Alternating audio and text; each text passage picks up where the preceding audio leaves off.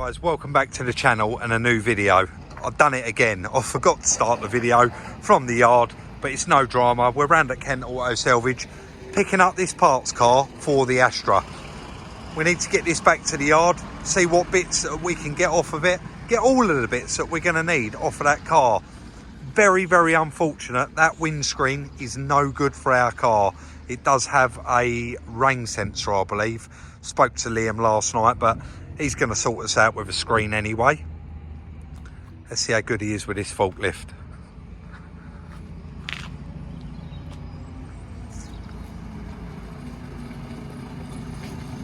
We got one wheel missing off this car. Oh, there's actually two, so we're going to use my spare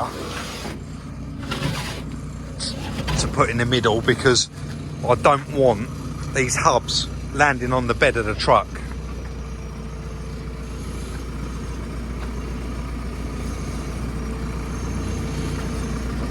Shall I move that wheel down a bit? Back under the forks, yeah? Too far?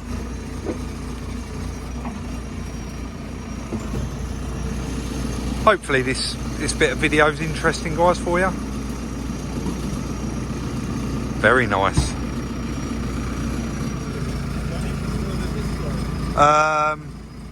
Do you know what? It'll be okay there. I'm going to strap it down. And it's not coming off. I'm going to be leaving it on the truck. Go up a little tiny bit. That's it. And out you go. Lovely. Lovely. There we go, guys. That ain't going nowhere. We'll get that strapped down this side, around these hubs. And we get both of these wheels strapped down as well, and we get it back to the yard. Never really show this side of it, guys, but someone did say the other day, Rob, you've only got 3 straps on there. Believe it or not, the law is 4 straps or 3 in the winch. So I've only got 3 straps. That's why I always use the winch with that little strop I've got. So I've done that back wheel, that front wheel. I've gone right over the hub of that one. That is just the loose end. I've gone right over the hub, done that really tight, and then put the cable over that hub and then just tightened it up, which has now tightened up that one as well because it's pulled it towards it. So that's plenty, and we are not going far anyway. We are back at the yard now with the car, and as you can see, we've pulled the trolley straight out. What we'd like to do is crack straight on with it. Yesterday, me and Chris was on that other car and I was one side and Chris was the other, but they are quite straightforward to get apart, these Astras. It's actually the first one of these Astra J or K. I'm sure you guys will tell me what it is, but it's the first one we've done on the channel and it's the first one that I've done full stop. So Chris is actually going to concentrate there on just removing the front end. I'm actually going to help him take the bonnet off. And you can see he's already in there taking the wheel arch liners out, ready to remove the bumper. So while Chris is cracking on doing that, I'm actually going to jump straight inside the car and make a start on the airbag kit. So yeah, just before we do get started, thanks again to Mark round at Kent Autos for letting us have this one on the back of the truck. Guys, quite a lot of you do always say that's brilliant that he lets you have that, and I mean, that's why he is our go-to place. We've been using him for so many years, and there's a really good element of trust there. He knows that, you know, we're only going to take what we agreed to take, and of course we're going to drop it back round there. So let's crack straight on with it. Hopefully get this front end off and get the airbag kit out.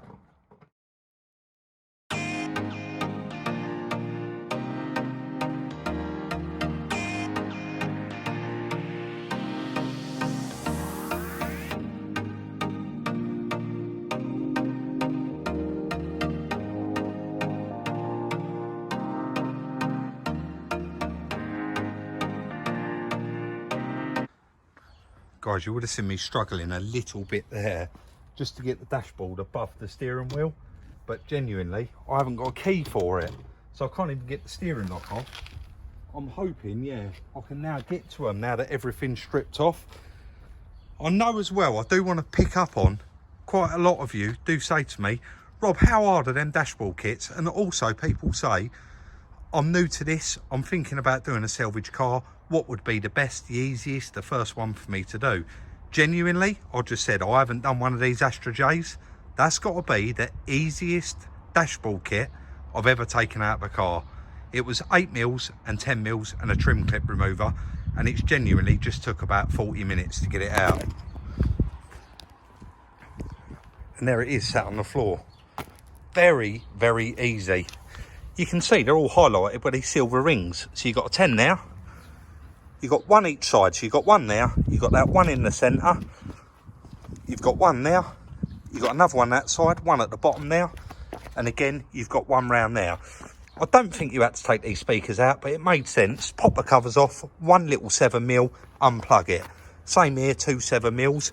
And with the clocks, I've never seen anything like that either. The top part here just slides off and it locks in there, and there are 2 little bolts in it down there. Very, very easy. And I can see the actual airbag is tiny in there. You can't see it from there, but I'll show it more when we're doing the kit. And Chris has moved along quite well with the car. Let's zoom out a little bit. It's got all the wheel arch liners out and pretty much everything there. Laying down, all leaning up against the car. Got the bonnet there and the hinges. So I think we made quite light work of that, guys. What do you think? Let's move on and get the rest of it out. Let's try. I'm going to concentrate. Chris has just popped out, but I'm going to concentrate and try and get that driver's airbag out. I'm not going to be able to film it, but you can see there's little holes in the back there, and I've not taken one out before, so I'll probably just Google it quickly, see how it pops out, and we get that out as well. Guys, I just took it out and put it back in because I can't believe how easy it is. These little slots in the back, you just put it in, pull it back towards you, that's that side out, put that one in, push it that way, that's it guys, it's out. Honestly, this has got to be the easiest airbag kit I've ever done. Brilliant. That's a complete airbag kit, guys, removed, and it didn't take me any longer than an hour. So pretty impressive. Whoever designed that, brilliant. A lot easier than actually messing around, pulling it all out. Actually, to be fair, this didn't have a stereo in it, and quite a lot of it had already been sold, so maybe that did make my life easier, but I'm quite impressed. We are going to know when we get onto that one. We are ready to take them radiators out, guys, but just before we do, we haven't got a vac here, so just checking. There's no gas in that, mate. No. So we can now remove the radiators of the whole rad pack. We can remove that together. This condenser's obviously got a hole in it as well, or one of the pipes, because that should have gas in it, which we're lucky it hasn't because we haven't got a recovery here. So let's get all that removed.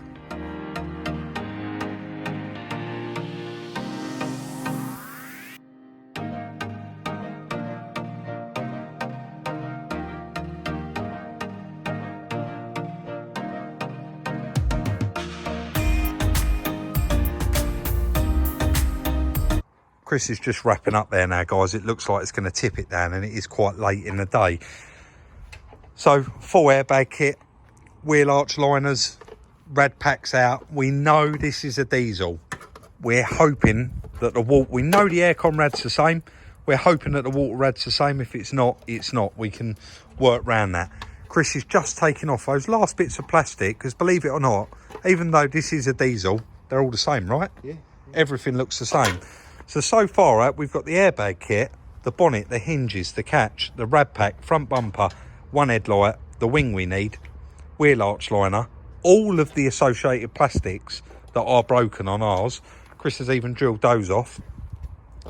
So we're going to come back Monday, aren't we? And we're going to start drilling off that panel that we'll probably give that a little pull first. Give that a little pull, see exactly what we need. Yeah. And then, yeah, we'll go from there. But quite a lot of stuff there, but everything we're going to need from one parts car. And of course, when we do the numbers at the end, you will see that this made perfect sense. We'll be back on Monday. It's actually Monday morning now, guys. I've just jumped in this little Astra. It is such a nice car. I can't get over it. Loads of comments in the last video of it that actually went out over the weekend, Friday. So thank you all for that. I've just got a phone call with a possible lead of another project, so I'm going to head out and do that, and Chris is going to mess around and get this prepped for the jig. So let's crack on.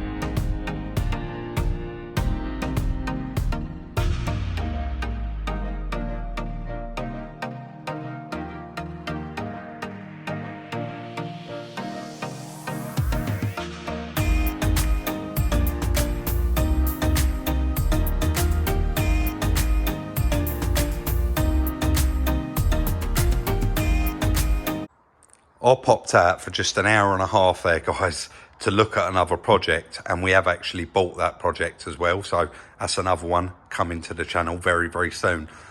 But Chris has loaded the car on the jig on his own, manoeuvred it round, and actually used the quad and blocked the quad in now, so that's stuck there until we're finished.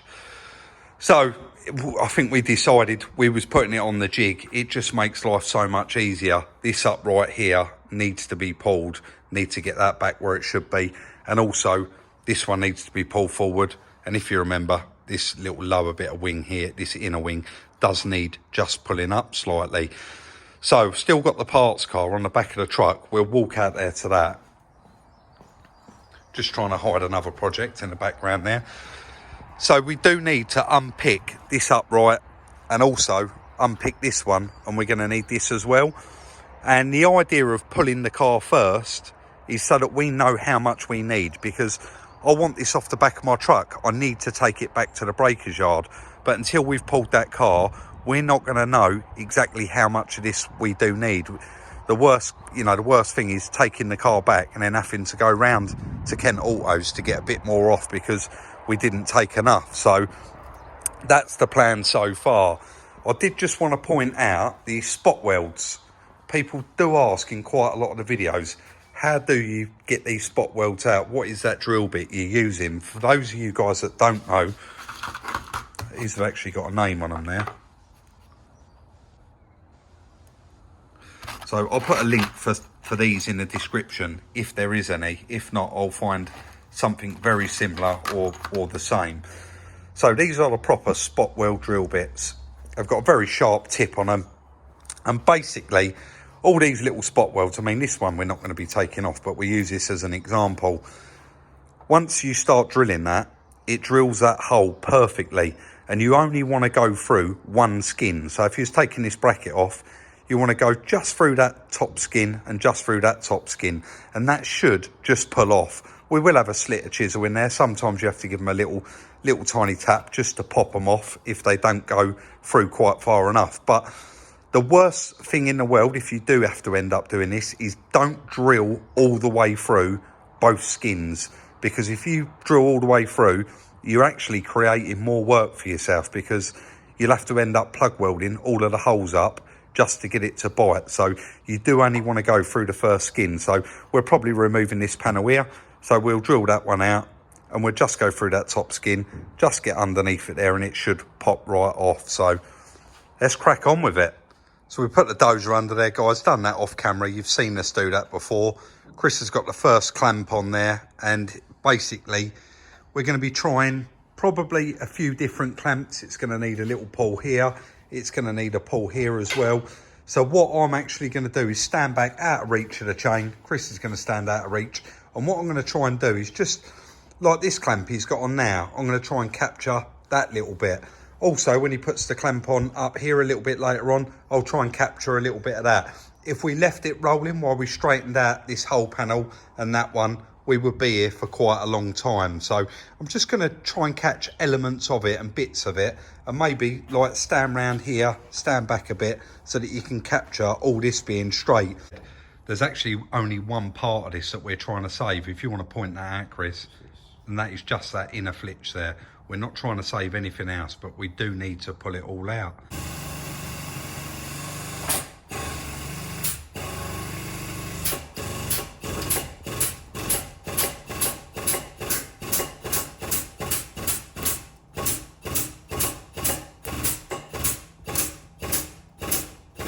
coming back nicely now.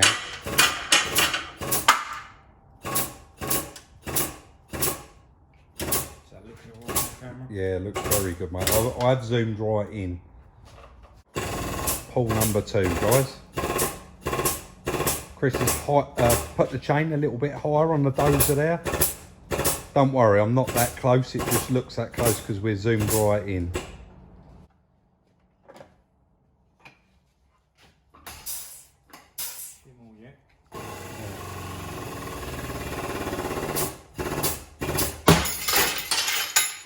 And that is exactly why you do not stand behind that chain.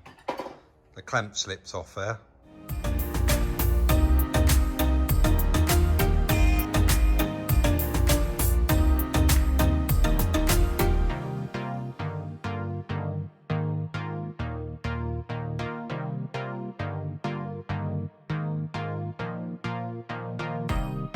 So quite a lot done there, guys. This little piece here, this little box, we may end up changing that as well. It's just a case of going a little bit deeper on these spot welds, and the same again the other side. We'll see how it goes with the other one, but so far so good. You're quite happy with what you've done there, Chris, aren't you? Yeah. We'll concentrate on that one, and we'll concentrate on that one after. But worst way, if I do need to get that car back, we just chomp through the legs quite far back, can't we? And always end up keep the whole front end there. There's a little bit of dollying up there to do, but we're quite happy with it. And I'm sure this one is going to turn out a really, really nice car. Guys, I just literally, as I put the camera down then, Chris did turn around and say to mention that other upright. So basically, the other one of these, we're actually going to unpick that as well, because that was quite light work removing it, Chris, wasn't it? And we're actually going to change the pair of them to save trying to repair it. So don't hang up just there. I've got a couple of bits to say.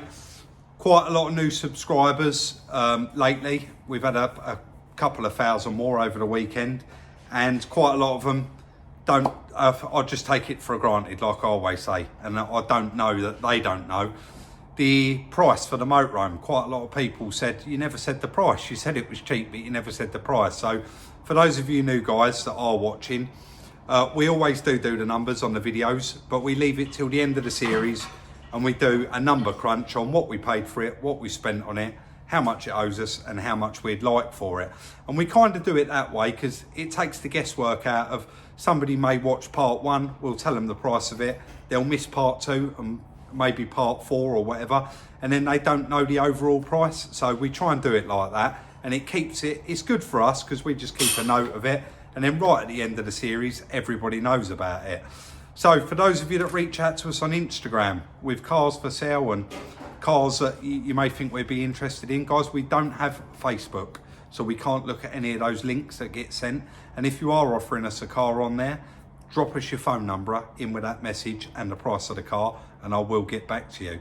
That is going to be the end of the video today on the Astra. I do hope you'd enjoy it.